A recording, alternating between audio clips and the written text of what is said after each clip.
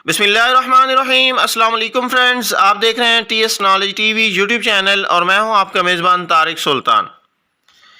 दोस्तों, बढ़ती हुई महंगाई के साथ साथ अच्छी और नस्ली भैंस की कीमत भी बढ़ रही है। ऐसे में गब्बन जोटी फार्मिंग का कारोबार पाकिस्तान में काफ़ी ट्रेंडिंग में है और लोग लाखों में मुनाफा कमा रहे हैं।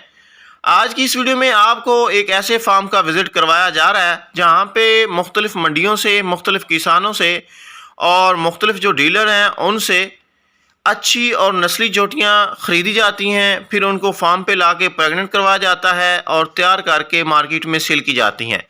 आज की इस वीडियो में हम आपको बताने की कोशिश करेंगे कि इस फार्म पे जोटियाँ किस मंडी से ख़रीदी जाती हैं, जोटी ख़रीदते हुए किन बातों को मद्देनज़र रखा जाता है, जब जोटी फार्म पे लाई जाती है तो उसका ख़ास प्रोटोकॉल क्या होता है, इन जोटियों को क्या खुराक दी जाती है और इस खुराक का ख़र्चा कितना आता है और मार्केट में किस रेंज में जोटी सेल होती है।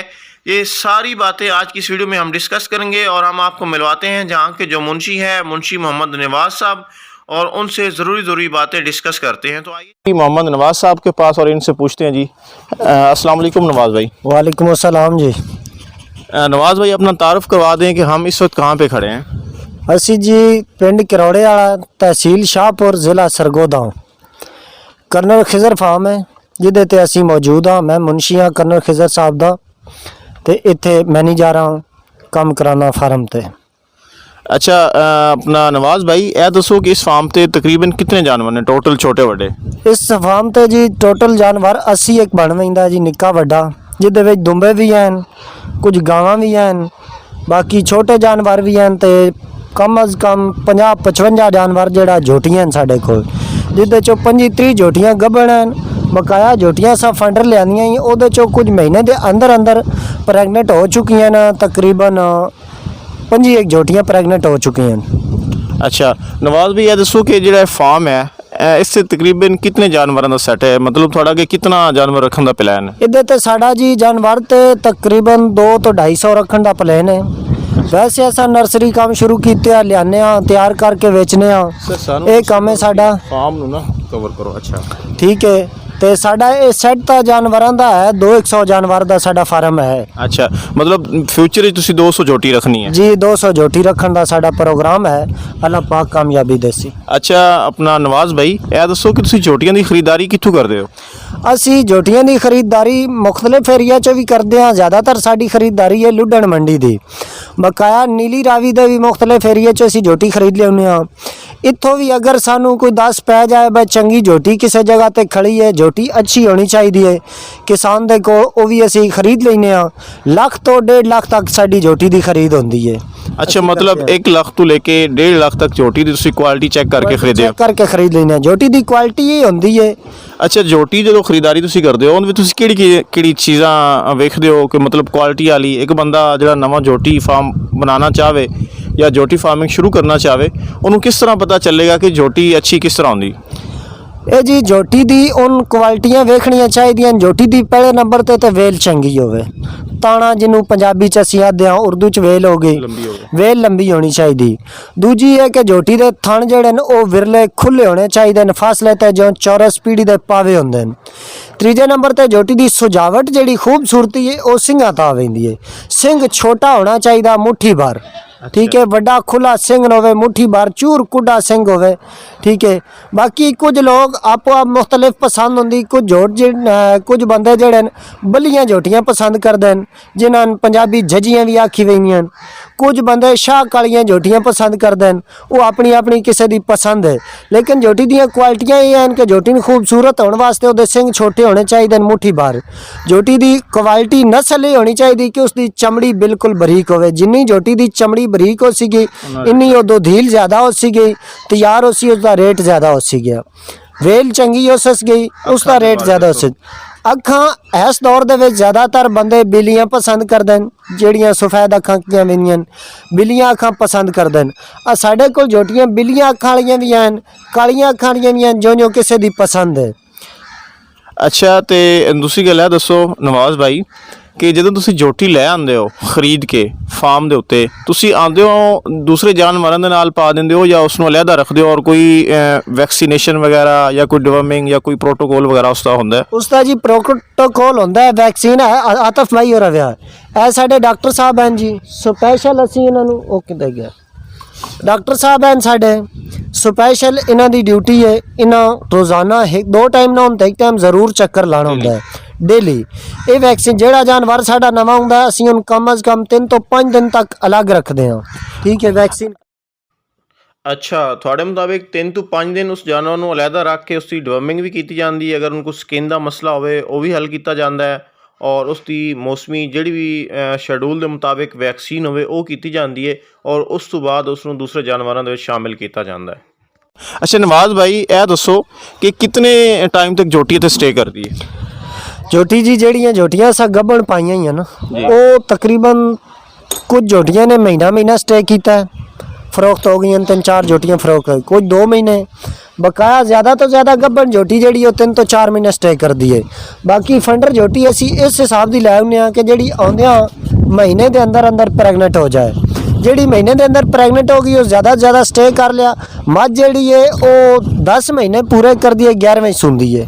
ਠੀਕ ਹੈ। ਅੱਛਾ, ਤੁਸੀਂ ਗੱਭਣ ਝੋਟੀਆਂ ਵੀ ਖਰੀਦਦੇ ਹੋ? ਗੱਭਣ ਵੀ ਖਰੀਦਦੇ ਆ ਸਰ। ਅੱਛਾ, ਕੀਮਤ ਖਰੀਦ ਤੁਹਾਡੀ 1 ਲੱਖ ਤੋਂ ਸਟਾਰਟ ਹੁੰਦੀ ਹੈ, 1.5 ਲੱਖ ਤੱਕ ਜਾਂਦੀ ਹੈ? 1.5 ਲੱਖ ਤੱਕ ਜਾਂਦੀ ਹੈ ਜੀ। ਔਰ ਤੁਸੀਂ ਕੀ ਐਕਸਪੈਕਟ ਕਰ ਰਹੇ ਹੋ ਕਿ ਇੱਕ ਝੋਟੀ ਤੇ ਜਿਹੜੀ ਤੁਸੀਂ 4 ਮਹੀਨੇ ਦੀ ਗੱਭਣ ਖਰੀਦੀ ਹੈ ਜੀ ਸਰ, ਜਾਂ ਮੰਨ ਲਓ ਕਿ ਤੁਸੀਂ ਫੰਡਰ ਝੋਟੀ ਖਰੀਦੀ ਆ ਕੇ ਇੱਥੇ ਕ੍ਰਾਸ ਹੋ ਗਈ ਹੈ ਤੇ ਉਹ ਤੁਹਾਡੇ ਕੋਲ 10 ਮਹੀਨੇ ਸਟੇ ਕਰ, 10 ਮਹੀਨੇ ਦਾ ਤੁਹਾਡਾ ਦੱਸ ਸਕਦੇ ਹੋ ਕਿ ਖਰਚਾ ਕਿੰਨਾ ਆਉਂਦਾ ਝੋਟੀ ਤੇ? 10 ਮਹੀਨੇ ਦਾ ਸਰ ਜੇ ਅਗਰ ਖਰਚਾ ਅਲੱਗ-ਅਲੱਗ ਕਰੀਏ, ਅਲੱਗ-ਅਲੱਗ ਕਰੀਏ ਤਾਂ ਬਹੁਤ ਜ਼ਿਆਦਾ ਹੋ ਜਾਂਦਾ। ਸਾਡਾ ਮਾਲ ਹੈ ਇਕੱਠੇ ਮਾਲ ਤੇ ਅਗਰ ਫੀ ਜਾਨਵਰ ਤੇ ਅਸੀਂ ਖਰਚਾ ਪਾ ਲਿਆ ਵੀ ਹੈ, ਮੁਲਾਜ਼ਮਾਂ ਦੀ ਤਨਖਾਹ ਹੈ, ਠੀਕ ਹੈ, ਸਾਈਲੇਜ ਦਾ ਖਰਚਾ ਹੈ, ਵੰਡੇ ਦਾ ਖਰਚਾ ਹੈ, ਹਰੇ ਚਾਰੇ ਦਾ ਖਰਚਾ ਹੈ, ਉਹ ਪਾ ਲਈਏ 70 ਤੋਂ 80 ਹਜ਼ਾਰ ਰੁਪਇਆ 10 ਮਹੀਨੇ ਦਾ ਖਰਚਾ ਫੀ ਜਾਨਵਰ ਉੱਤੇ ਆ ਜਾਂਦਾ ਹੈ। ਅੱਛਾ ਮਾਸ਼ਾਅੱਲਾ। ਤੇ ਤੁਹਾਡੀ ਕੀਮਤ ਫਰੋਖਤ ਜਿਹੜੀ ਤੁਸੀਂ ਕੀ ਐਕਸਪੈਕਟ ਕਰ ਰਹੇ ਹੋ ਕਿ ਕਿਤਨੀ ਹੋਏਗੀ ਤੁਹਾਡੀ ਮਾਰਕੀਟ ਵਿੱਚ? ਮਾਰਕੀਟ ਵਿੱਚ ਸਾਡੀ ਅਲਹਮਦੁਲਿਲਾ ਉਮੀਦ ਹੈ ਕਿ ਮੈਂ ਉਮੀਦ ਕਰਦਾ ਅਸਾਂ ਝੋਟੀਆਂ ਬਾਹਰ ਰਿਆਇਤ ਵੀ ਦੇਣੀਆਂ ਸ਼ੁਰੂ ਕੀਤੀਆਂ ਨੇ, ਕਿਉਂਕਿ ਆਮ ਵਪਾਰੀਆਂ ਨਾਲੋਂ ਅਸੀਂ 20-30 ਹਜ਼ਾਰ ਰੁਪਇਆ ਝੋਟੀ ਸਸਤੀ ਦਿੰਦੇ ਹਾਂ। ਝੋਟੀ ਸਾਡੀ 2.5 ਤੋਂ ਲੈ ਕੇ 80 ਤੱਕ ਹੈ। ਅੱਛਾ, ਮਤਲਬ ਇਹ ਹੈ ਕਿ 2.5 ਲੱਖ ਤੋਂ ਲੈ ਕੇ 2,80,000 ਤੱਕ, ਕਿਉਂਕਿ ਝੋਟੀਆਂ ਤੁਸੀਂ ਵੇਖੀਆਂ ਹੋਣੀਆਂ ਕਿ ਝੋਟੀਆਂ ਬੜੀਆਂ ਹੈਵੀ ਨੇ, ਅੱਛੇ ਉਹਨਾਂ ਦੇ ਬੋਨ ਸਟਰਕਚਰ ਅੱਛੇ ਨੇ, ਸਿੰਘ ਸੁੰਗ ਅੱਛੇ ਨੇ, ਨਸਲ ਵਾਈਜ਼ ਵੀ ਅੱਛੀਆਂ ਨੇ, ਤੇ ਮਤਲਬ ਇਹ ਹੈ ਕਿ 240 50 60 70 80 ਤੱਕ ਇਸ ਰੇਂਜ ਵਿੱਚ ਆਉਂਦਾ ਹੈ। ਅੱਛਾ ਨਵਾਜ਼ ਭਾਈ, ਇੱਥੇ ਜਿतने ਵੀ ਜਾਨਵਰ ਨੇ ਸਾਰੇ ਫਾਰ ਸੇਲ ਨੇ ਜੀ? ਸਾਰੇ ਫਾਰ ਸੇਲ ਨੇ। ਅੱਛਾ, ਠੀਕ ਹੈ, ਜਾਨਵਰ ਸਾਡੇ ਸਾਰੇ ਫਾਰ ਸੇਲ।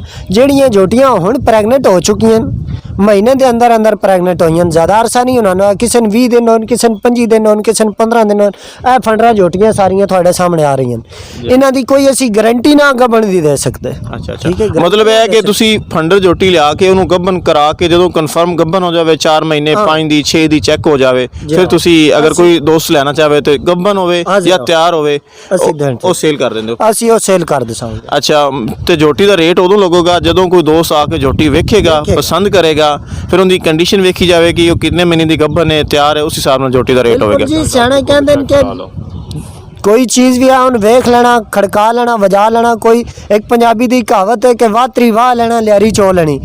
ਆਣ ਕੇ ਜਾਨਵਰ ਸਿਲੈਕਟ ਕਰੋ, ਖੁਦ ਆਣ ਕੇ ਵੇਖੋ। ਇੱਕ ਵੀਡੀਓ ਵਿੱਚ ਹੋਰ ਚੀਜ਼ ਹੈ, ਜਿਹੜਾ ਤੁਸੀਂ ਕੋਲ ਖਲੋ ਕੇ ਵੇਖੋ ਉਸ ਦਾ ਕੋਈ ਹੋਰ ਚੱਸ ਹੈ। ठीक है, जानवर औसन गए फार्म उत्ते वेखसन, और मैं इंशाल्लाह कोशिश करसा कि जेड़ा मेरा भरा मेरे फार्म ते उसी झोटी खरीदन वास्ते खाली ना जावे, प्यार मुहब्बत करसा ताकि ਉਹਦਾ ਦੁਬਾਰਾ ਦਿਲ ਕਰੇ ਆਉਣ ਵਾਸਤੇ। ਅੱਛਾ, ਥੋੜਾ ਜਿਹਾ ਸਾਨੂੰ ਇਹਨਾਂ ਦੀ ਖੁਰਾਕ ਦੇ ਬਾਰੇ ਦੱਸ ਦਿਓ, ਤੁਸੀਂ ਇਹਨਾਂ ਨੂੰ ਖੁਰਾਕ ਕੀ ਦੇ ਰਹੇ ਹੋ? ਅਸੀਂ ਇਹਨਾਂ ਨੂੰ ਖੁਰਾਕ ਦੇ ਰਹੇ ਹਾਂ ਜੀ, ਜਿਹੜੀਆਂ ਸਾਡੀਆਂ ਗੱਭਣ ਝੋਟੀਆਂ ਉਹ ਫੀ ਝੋਟੀ ਨੂੰ 2 ਤੋਂ 2.5 ਕਿਲੋ ਵੰਡਾ ਰੋਜ਼ਾਨਾ ਦਾ।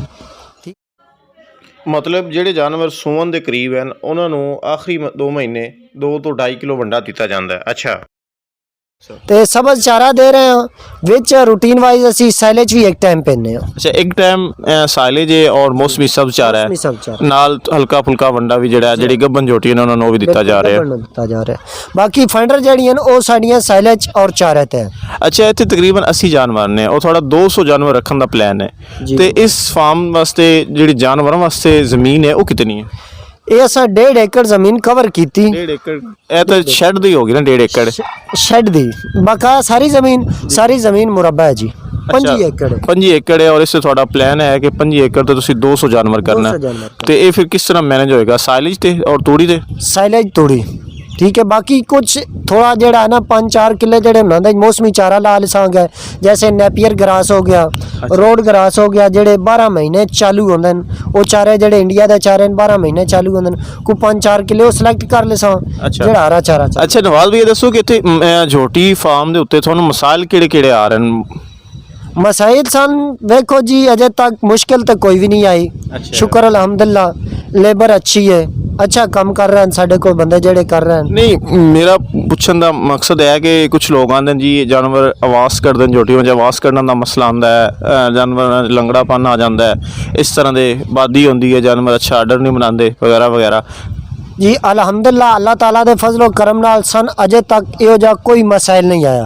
डॉक्टर साहब भी मौजूद हैं बकाया, मैं इंशाल्लाह आप भी जेड़ा हो ना मैं पूरा माहिर हाँ जानवरां दा, हर बीमारी दे बारे जानना। अच्छा इनका मतलब है कि तुसीं खाली साइलेज इस्तेमाल नहीं करते, नाल सब चारा देंदे हो, जिस वजह तो फिर जानवर मसाइल जरा घट ने। घट हैं देखो जी नशो नुमा जी होंगी जानवर की, अगर मौसम की खुराक जानवर को मिली वजे ना मसाइल बिल्कुल घट आते हैं। अगर एक खुराक तुसी रेगूलर नेपियर ग्रास ही कर लेंगे उस तो इलावा कोई खुराक नहीं पेंदे उहदे तुहानू मसाइल उसन गए। अगर साइलेज इस्तेमाल इसी तरह रेगूलर कर सको तो मसाइल उसन। मौसम का हर चारा तुसी दसोगे ना तो इंशाल्लाह जानवर मसाइल नहीं आने लगे। अच्छा पानी के तालाब के बारे दसो, तालाब कच्चा है, क्या कच्चे तालाब में जानवर ज़्यादा कंफर्टेबल रहते हैं?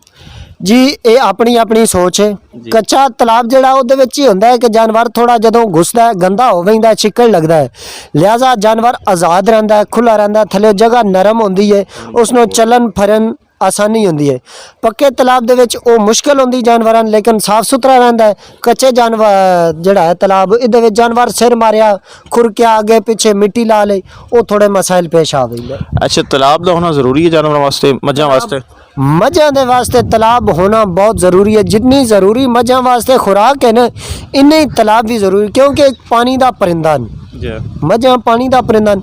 जब तक खुले पानी विच इन्हां नहुसन गईयां इन्हां नूं खुशी नहीं मिलती। अच्छा तो इस ते लेबर कितनी है? थोड़े को तकरीबन 80 जानवर है और थोड़ा कि 200 का प्लान है, इत्थे तकरीबन लेबर थोड़े को कितने बंदे जेह्ड़े काम कर रहे हैं? इत्थे असी कम कर रहे हैं जी 6 बंदे, 6 बंदे जिहदे विच एक साडा कुक है, अच्छा एक मैं मुंशी हाँ, अच्छा एक है भाई वसीम है साडे वो साडा रकबा उधर है, उधर वाला काम भी और उतला काम सारा उन्हां कोल है। नहीं मतलब जानवर की खुराक तो थोड़े कितने बंदे फिक्स ने? जानवरां दी खुराक ते साढ़े 4 बंदे फिक्स है। अच्छा 4 बंदे तकरीबन थोड़े को 80 जानवर है और 4 बंदे इसमें मैनेज टैकल कर रहे हैं, और अगर तुसी वधाना तो एक आधा बंदा ज़्यादा हो जाएगा, एक आधा बंदा ज़्यादा हो जाएगा, लेबर ज़्यादा हो जाएगी ला या सहूलतां इनको मशीन ले लिसा पट्ठे कट्टना। अच्छा नवाज भैया दसो कि जो लोग आते हैं जी झोटी फार्म में कोई इतना खास प्रॉफिट नहीं, तुसी उन्होंने बारे की कहोगे, और थोड़ा एक झोटी दे विच प्रॉफिट कितना होंदा है? प्रॉफिट जी अल्हम्दुलिल्लाह अल्लाह ताला दे एहसान नाल करम नाल बहुत प्रॉफिट है, बहुत अच्छा काम है झोटियां वाला। जेड़े नहीं आते कुछ लोग जड़े ना वो खरीदारी करते हैं झोटी फार्मिंग वास्ते मुख्तलिफ व्यापारियों कोलों, कुछ लोग डायरैक्ट मंडी चू करते हैं और डायरैक्ट किसानों को करते हैं। तुसी की कहना चाहोगे कि आया कि डायरैक्ट मंडी चू खरीदारी ज़्यादा प्रॉफिटेबल होंदी है या कि मुख्तलिफ जो व्यापारी हैं जो डीलर है उन्होंने को? ये देखो जी एक्सपर्ट बंदा जेड़ा है ना वो अगर मंडी चो खरीदारी कर सी गया तो बेहतर रही सी। जेड़ा बंदा एक्सपर्ट नहीं हो मंडी चो भी दाल लवा ली सी गया, तो डीलर को गया तो उत्थे भी दाल लवा ली सी। अच्छा कुछ लोग जेड़े ने झोटी तोल के खरीदे, मतलब वो डीलर आंदे जी झोटी का वजन कर लो, तो वजन झोटी महंगी पौंदी है या मोटे नाल झोटी? वजन मैथों तो कोई पूछे तो झोटी नहीं लेनी चाहिए। अच्छा ठीक है, क्योंकि वजन आई झोटी महंगी पौंदी है। अच्छा, ठीक है वेखण तो फिर लोग हिसाब कर छड़े नहीं कितना जदों इन्हां दा तोल होंदा है ना एक कच्चा खेल होंदा है बहुत वजन कर दियां। अच्छा, ठीक है वैसे लोग सोच छड़दे जी ज़्यादा तो ज़्यादा झोटी बन गई सी 8 मन बन गई सी 10 मन में, एक कच्चा खेल है जदों इन्हां दा वजन होंदा है ना ये 15-15 मन ते चलियां वैंदियां। वैसे भी पानी दा और चारे दा भी मसला होंदा है कि 2-3 मन झोटी जेड़ी हाँ वो भी उसका नाल है। पानी झोटी जेड़ी है पानी पिला लिया चारा खिला लिया, जदों झोटी 2 मन तो खुराक नॉर्मल झोटी के अंदर चली वैंदी है ना, दूसरी मन खुराक तो मझ जेड़ी है नॉर्मल खा लेंदी है। हाँ मतलब उन्हें कुछ पानी कुछ खुराक कुछ वो सारा वजन रला मिला के। अच्छा ठीक है नवाज भाई बहुत शुक्रिया, अस्सलाम वालेकुम। वालेकुम अस्सलाम जी सर मेहरबानी थैंक यू। सारे एक है 7.5 मिनट दे दुइयां 2-2 3 वाला